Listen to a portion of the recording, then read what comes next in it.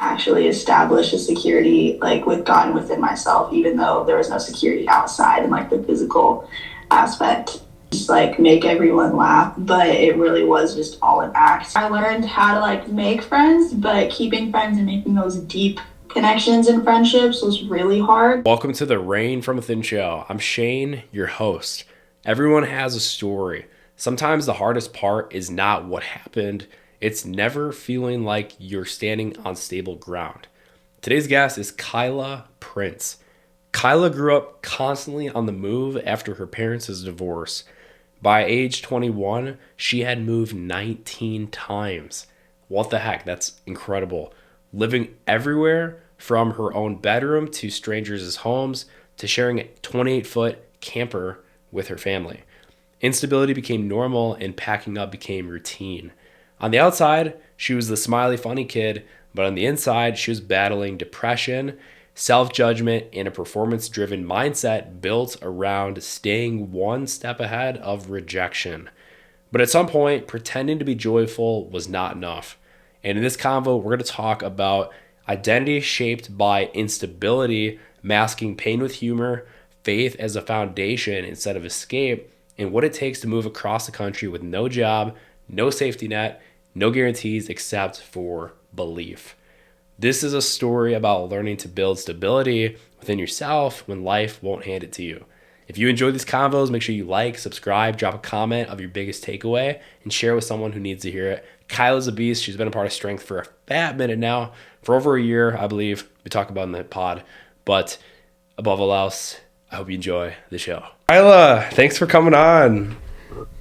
Of course, thanks for having me. Of course, yes. So first off, you moved. There's a lot I didn't know about you based on what you told me before our interview, but you said you moved 19 times in 21 years? I've actually probably been more than that. That was like the main big moves, especially with my mom, because my parents are divorced. So like I lived with my mom. So like that was the amount of times I moved with her.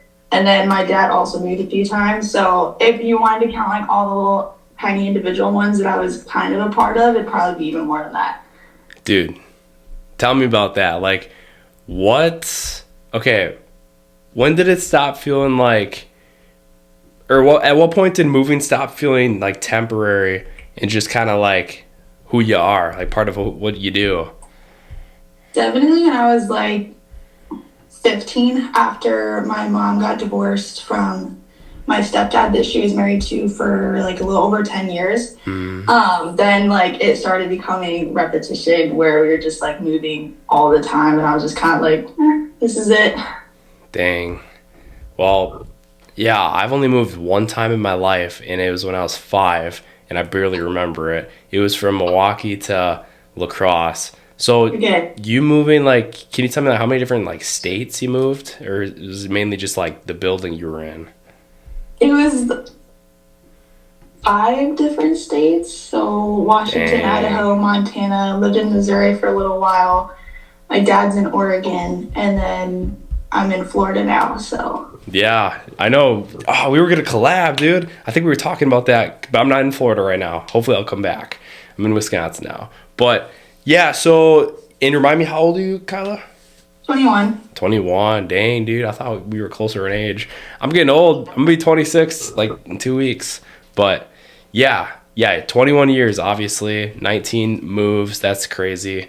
So what does that kind of instability do to somebody, especially as a young, like you said at 15 was when you started to really just kind of make it part of your, I guess, part of what you do. But yeah, like mentally, where does that kind of hit?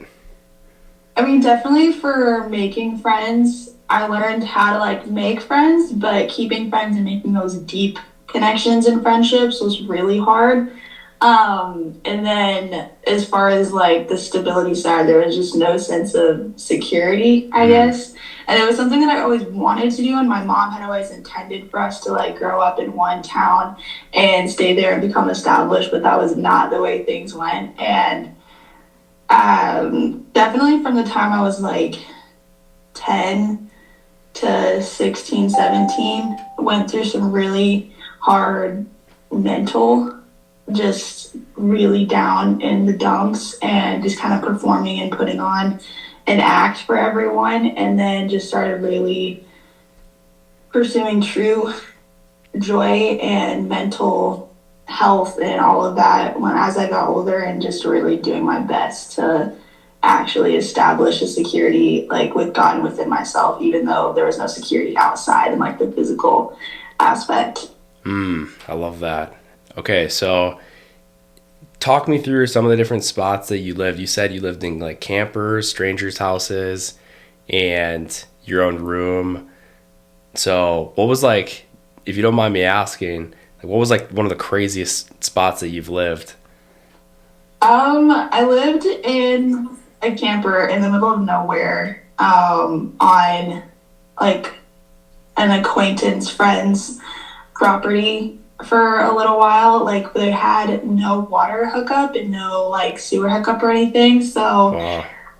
well, I had like a little bit of water, but most of the time thankfully lived right by a river, and so we were actually like me and my sister would go like wash our hair out in the river sometimes because it's out in Washington, so it was like super clean and everything. Dang. But that was the time.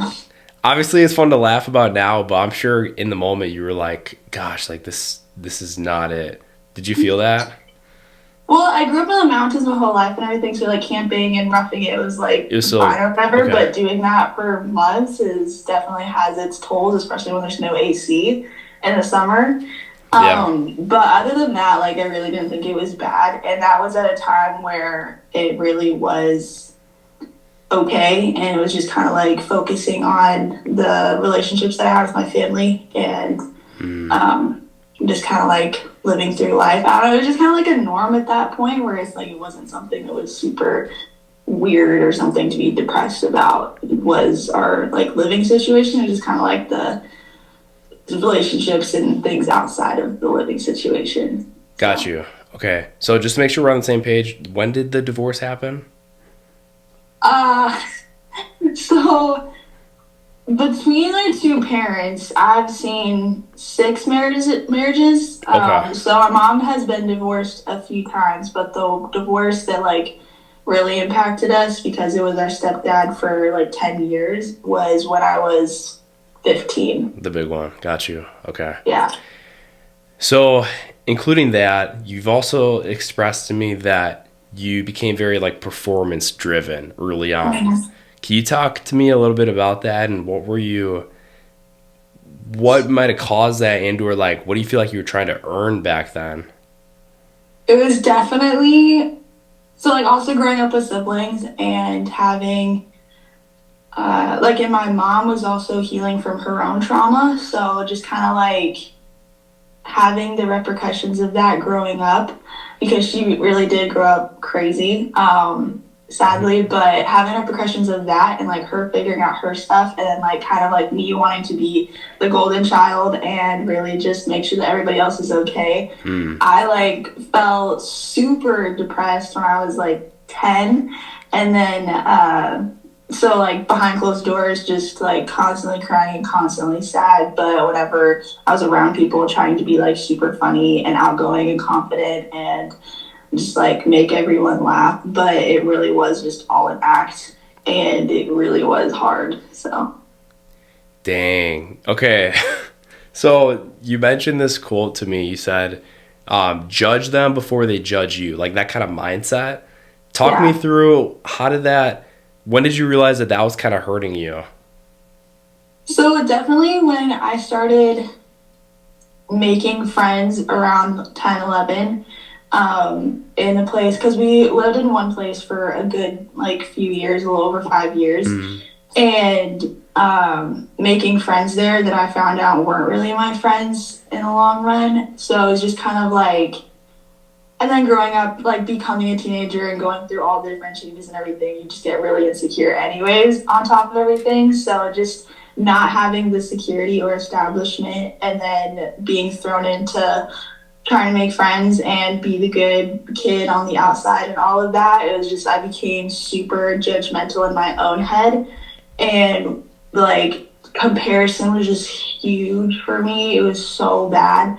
and I just started to hate myself Mm. like so deeply. So I Oh. just started to like judge them before they could judge you, and like So it's kind of like kind of like protecting. yeah, sorry.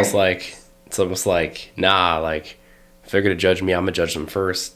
Kind of like maybe like keeping your guard up a little bit. Yeah, and then that also plays into like the whole performance side of it because then I wanted to be known as a really nice, confident person still. So like inside I was judging you, but on the outside I was just kind of like, yeah, no, we're good. Like Mm. I don't know, it's like definitely fake, but in the most genuine way because I really did want to be a nice person. It's just Yeah. in my head, I hated myself so much that I didn't know how to like actually express true, genuine joy. So I was just like doing the Dang. best I could to do that with what I thought it would look like. And that's really admirable. The fact that because you mentioned that on the outside you seem like you were the happy, funny one, but on the inside you were struggling a lot. So I'm sure that was really tiring to have that mask on. So what was okay? First off, there's a difference between acting joyful and actually like being joyful. So Mhm. when did you decide that you were done pretending and like what was the main flip? Like what was the main switch that you flipped that made things get better? It was definitely, I went to summer camp when I was 15, and it was right before the divorce when I met this kid and we just like became friends really fast. And I just started thinking about like, okay, if I can treat him really nice and I actually am like feel joyful towards him on the inside, I want to start feeling this way truly in like all aspects towards my siblings and my family and everyone around me. And so that's when I really started to change my mindset where I was like, I don't want to just feel like this sometimes. I want to truly find Mm, how to hold on to this and feel it all the time for myself as much as I can. let's So that was when go. I was like 15, and then it really started like incorporating it in any little way that I could ever since then. Okay, so you got a little opportunity where you made that friendship with someone and then you were like, dude, I want more of this. Give me Yeah. more. So then you went all in on growth. You mentioned to me books, podcasts, your faith. So what was the real first shift where you felt the change happening? Was it from 15 to 18? And then we're going to get into Florida in a sec. But like, was that a pretty big pivotal moment for you? Ages like 15 to Yeah. 18? And honestly, crazy, crazy things happened from 15 to 18, but it really was just like a continual pursuit of trying to be better and be better for everyone around me. But like crazy life and family things are happening Okay. within that too. So it was just like a wild ride. Let's go. So, what kind of like books or podcasts did you feel like stood out to you the most that you leaned on? One of my favorite is Ben Stewart from Gateway in Atlanta, I think. But I love listening to his sermons and then really just like diving into the Bible and anything that I could find. Dana Gresh, I also really liked her books as well. Mm, So nice. Let's go. So you dove into the Bible between like ages 15 to 18 as well?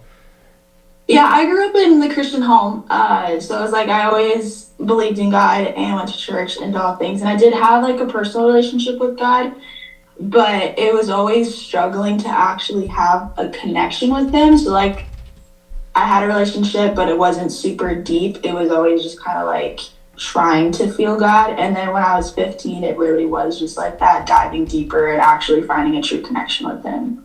That's huge. Let's go. Dude, props to you. It took me a fat minute to actually dive into my faith because I grew up Catholic and I didn't like being forced to do things. I was kind of a Yeah. rebel. So, yeah, I was forced to go to church on Wednesdays and Sundays. And then once it was my own choice, then I started to dive in. And then having a Bible that is applicable, I think really helps as well. The NLT version that I got on Amazon, game changer. You might have something similar. I love NLT. NLT is my favorite. It's so applicable. It's modernized. I was reading Ecclesiastes this morning, and yeah, that's King Solomon talking about how life is meaningless and how he tried to look for the joy and the like what is the purpose of life, and he came up with it's all about reverence of God. It's fear of the Lord. And then once you fear God, then he can help you enjoy life as it is, because he tried chasing all the fruits of, the parties, and he had all these different concubines and such, and that didn't bring him any joy.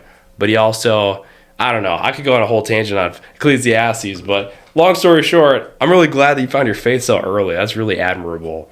So Yeah. It's yeah, moving to Florida at 18, just be honest, like what was that bravery? Like was that bravery, or do you feel like you were like running from something, or what made you want to move to Florida?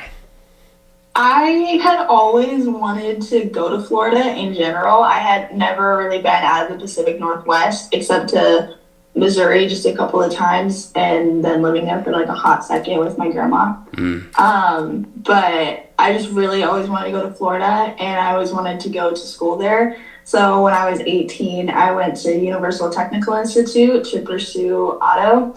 And I was there for 7 months and realized I'm like, and I was working at a shop too. And I was just like, this isn't what I want to do as a 9 to 5. Like, this is actually not the vibe. I still love working in cars and I'm glad I have the knowledge and I can like do my own car and help my friends when needed.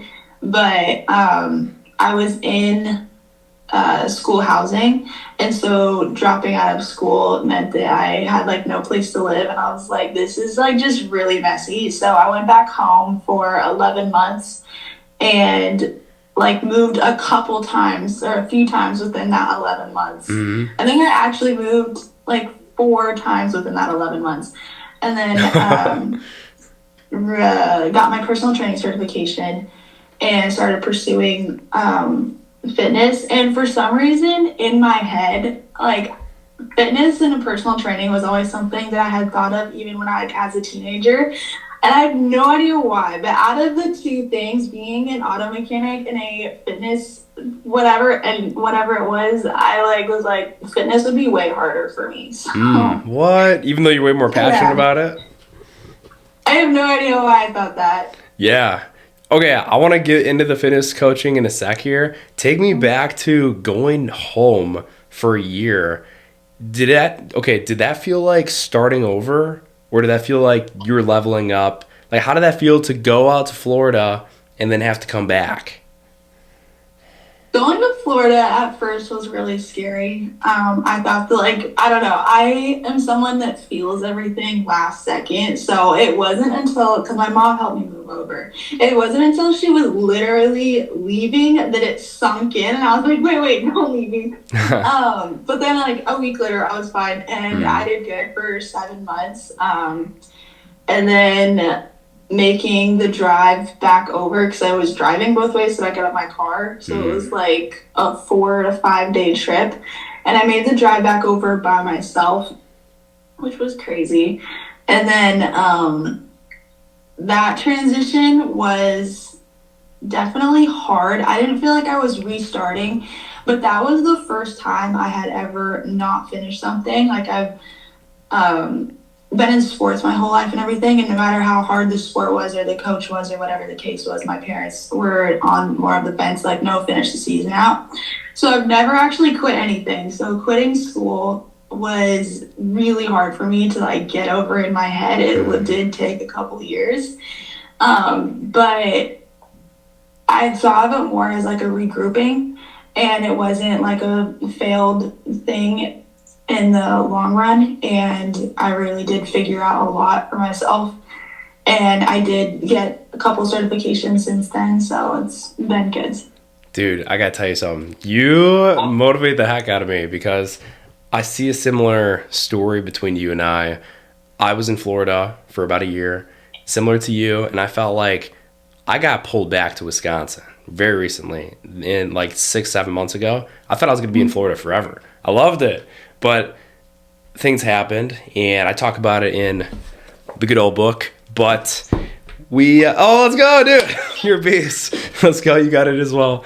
Okay. So I was brought back and I was like, I had such an identity crisis personally. I was like, oh my gosh, I was living this lifestyle. I was in, the beaches, the heat, a little bit of chaos. I loved it.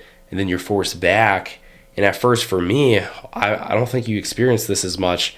I felt like, well, now in hindsight, I think you're extremely grateful this season happened for you. And I'm in it right now where I was like, at first, oh gosh, all these people, they see you back when you move back, and you're like, oh, I thought you were in Florida, right? They say that, like, oh, how's Florida going?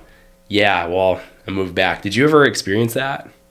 I did, not from like my close friends, but definitely a lot of people outside of that. And I think another thing that kept me from really feeling like the disappointment of it all from not being in Florida. Like the only thing I really felt was that I really missed Florida. I didn't really feel the disappointment of not being there because again, there was just so much crazy family stuff going on that I Yeah. felt I needed to be there and be a part of and help out with. So it was also kind of like hard because I'm like, this isn't fun stuff to be going through, but also it's kind of the norm. And then also like grateful that I am here to help my family through that and be a part of as much as I could. But it didn't really give me Mm. a lot of time to be disappointed. It was really hard. Probably took the whole 11 months to regroup and get back down here because of like all this stuff going on. So Well, that's the best part is you made it happen. You regrouped. You got to spend the quality time with the family, and I totally agree with that as well. I'm here as well for certain family reasons, and you take care of business. You got the certifications. In terms of that, for myself, we wrote the book. We got the podcast now. We got 28 Arc. We got a lot of back end support ready and like all that fuel. Like I think of a lot of things in life. There's two different phases. There's the innovation and then there's the execution. I felt like that season for you and I is like innovation, back getting your roots where you're from. And then Florida definitely has the opportunity to give you wings, is what I call it. Like it lets you really get out, dream big, be around a lot of winners. There's winners at our hometowns too. Don't get me wrong. I love Wisconsin. And I don't even know if I'm for sure going back to Florida, but you got your personal training certification. And I want to ask you, like, what did fitness give you that life hadn't before? And then talk me through the move back to Florida. so I had gotten my certification in April of 2024 and I was working at a gym and it was good. It was fun. I did enjoy it, but I was like just really missing Florida, and I felt like I don't know. I come from small towns, and since moving around with time, it wasn't like I got established in a small town where like this is where all my family and friends are. I want to stay here forever. It was like it was more this doesn't feel right and I don't actually feel established here. I just feel like there's not the growth here that I'm wanting. Mm. So it was really hard and sad leaving my family and friends again, but I had reached out to someone that I had met down here and was like, hey, if anyone's looking for roommates, let me know. And then in like a month later, she was like, yeah, actually there's someone here. And so got connected with a couple girls looking for roommates and it took a while. So I had come down here in June thinking that we would have like a house lined up and things. It took till August until we finally got a house and moved in and everything. So I was definitely like the instability in that season alone was crazy. The move back to Florida was not as easy as it was the first time, like having that student housing set up. But in the long run, it was so much better because when I was in student housing, I had a terrible 2 bedroom apartment with 3 roommates that I had never met before. It was just like a really trashy apartment. And then now we have like a really nice 4 bedroom house in a great neighborhood. And now I have 3 roommates and we all have our own rooms. So Ooh, wow. What a come up story. Let's go. Yeah, you said you were like couch surfing and you came back to Florida without job or the house. So, yeah. yeah, did you ever I mean, you probably knew it was always going to work out, right? At the end of the day, did you have that mindset that, hey, this is just temporary, it's going to work out? Or did you have, Yeah, honestly, I that was one thing where like moving around really prepared me for a lot of things in life. mm, As I've gotten older, I've like had a really big appreciation for it because it's another thing that has helped me really lean into God because I'm like, no matter what, I know I'm gonna be taken care of. And like, I was never actually homeless. Like, I didn't have a home to call mine, but I wasn't actually like living on the streets at any point in my life. mm, So, like, I've always known that at the end of the day, it's going to be taken care of, and I'm not going to worry or stress about that part. Yeah, like you said, it really prepared you for that. That's so good. I look back at a lot of things in life and the hindsight of, okay, I was able to execute in this specific moment. It's not just because I'm good at this one thing, it's because of all these other experiences that you had in the past that made you prepared for that. So you were able to be confident and competent going through that trial and tribulation. So, yes, well said. When you finally got the stability, the job, the roommates, and the structure, that had to felt, I mean, did it feel more foreign or familiar? It was definitely, I don't know, I feel like everything foreign is familiar anyways because, That's like, just your vibe. I'm so used to change. Yeah. So honestly, it was just kind of like the next season, and no matter what happens, it's just kind of like, oh, this is it right now. And that was another thing that I was super grateful for moving around so much is that people are like, oh, is it hard? And I'm like, no, because I'm gonna, no matter where I am, I'm gonna like be as happy as I can. That's good. Good mindset. Yeah, talk to me about your faith a little bit more. You said your life now it revolves around God and fitness. When did faith stop being a last resort, and when did it begin to be your foundation?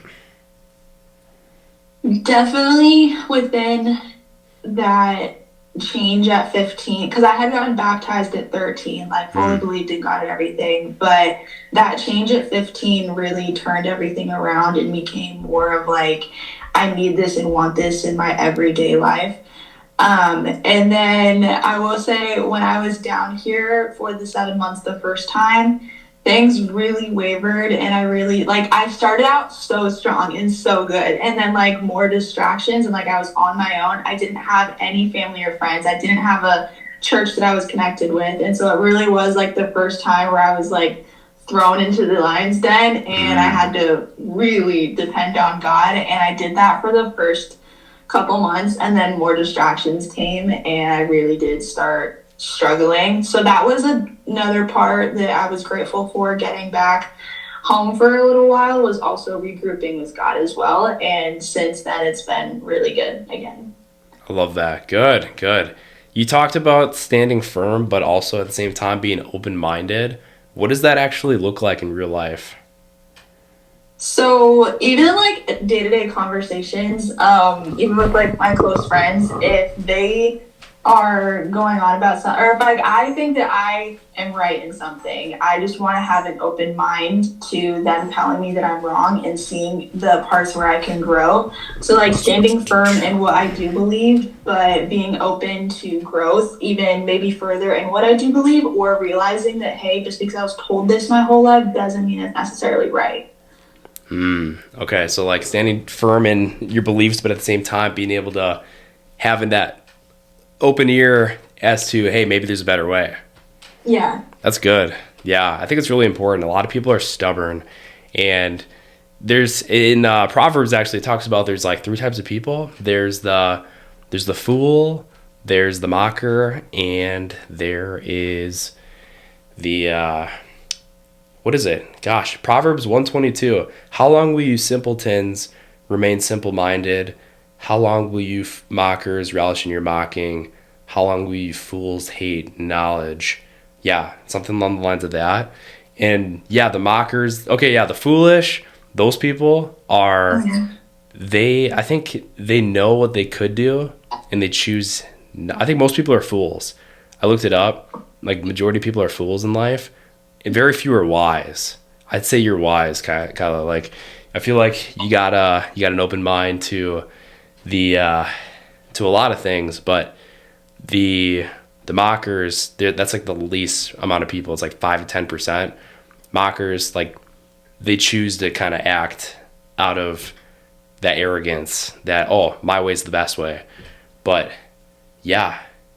And then I get the names all mixed up, but you got the right mindset. I like you. You're cool. So, dude, talk me through like when did we get introduced with strength? That was March of last year, so almost a year. Yeah, and you had just became the fitness coach, right? You were just getting into the space.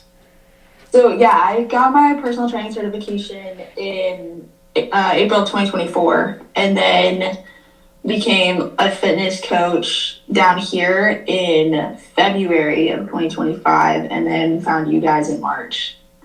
Okay. Yeah, dude. So talk me through like what would you say is your favorite part? And you're rocking the seamless set right now. So what do you think? You like the material? I wear this all the time. I have like half of my fitness clothes are definitely from Strength, and that's definitely the half that I wear all the time. Dude, you do such a good job. I see you posting like in the 28 arc and just in the app in general, and you're always repping. I'm like, dude, she owns like so many awesome products. So props to you, Kyla. You're awesome. Do you let me think here. So let's look back at the moving the 19 times. We've mentioned this already, but do you feel like that really prepared you for who you are now? Are you grateful for the whole journey? Absolutely. Sometimes it was really hard, and sometimes it absolutely sucked, but I am grateful for it, and it's made every step in my life that much easier to handle because I'm so used to the change. And it's actually knowing and meeting more people, even like as a young adult, I've really grown an appreciation for how my childhood went because um, like I just realized there's a lot of people that don't handle change very well. And Mm. I'm like, I don't really have a problem with that. So So you've been just absolutely disciplined through it. What would you say to somebody that is going through a season of change and they're struggling and they might not see a way out. They're just they're not as they haven't experienced as much as you. What would you say to them? Or maybe younger Kyla. so like helping them get through it, you said? Yeah. What would you say? I would say definitely diving into God and learning how to be stable within yourself, even when everything around you seems super crazy. Because, I mean, that inner peace really does go a long way. It's a huge struggle to get there, but also giving yourself grace that it's not just going to be an overnight thing. It really is a repetition thing that you have to keep working on. And it's like, even the tiny little things, like finding something small that you can start incorporating. And self talk is Ooh. huge part of that. So even just like, I don't know, I think a lot of people think that, well, I don't like say really mean things to myself. It's okay. But also, even the small things where you think that you can't do something, like even the negative self talk means I don't, I can't, I won't, like things that are negative. So start things like I will, I can, I do, even in like the tiniest little sentences. Oh, I'm so glad you said that. I watched a video recently. The difference between I think versus I know is astronomical. And the Yeah. difference between where you are and where you want to be comes down to conviction. It's how much you believe that thing is actually going to happen. Like some people, they get asked, do you think God's real? And they say, no, I know God's real. I know He is. And that's the difference, the knowing. If you know you're going to succeed, you know you're going to get out of that dark season, you're going to get out of it way faster than I think this is going to work. So you got that absolutely nailed on the head. The self talk is everything. Let's go. Okay, well, Kyla, where can they find you on socials? TikTok it's Kyla Prince, and then Instagram is Kyla Prince as well, I think. Okay, I should last. probably know that. No, you're all good. What would you say to somebody thinking about joining Strength? I say it's been honestly like some of the best months ever. The community is great, and just there's so many different people, especially even in the last year that I've been here. Like just seeing the growth is crazy. So just like there's gonna be your cup of tea, not your cup of tea. Like you're gonna find somebody and connect with them, and so it's been really good. Dude, thank you for being a part of it. Guys, if you haven't already, make sure you like the episode, comment your biggest takeaway. Kyla's a beast. If you want to be like her and be the next success story on the pod and or just inside of the community, go to strength.com/athlete to learn more. All right, guys, we'll see you in the next one.